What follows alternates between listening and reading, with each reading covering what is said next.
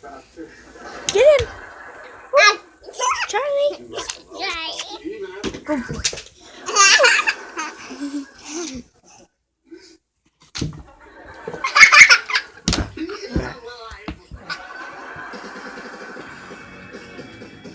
Give it. Go take him in the kitchen.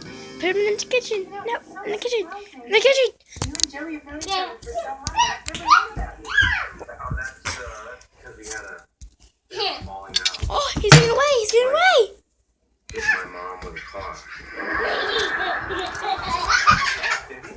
That's okay. I have forgiven you.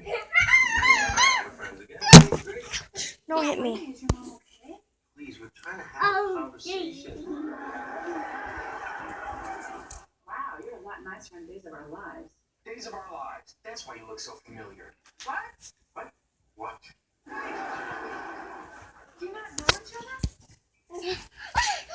Fun. Of course we do. Daddy. Mike is playing a game that we used to play in high school. Yeah, where we pretend we don't know each other. We played all kinds of games. Hey, you remember that one where I punched you in the face for not being cool?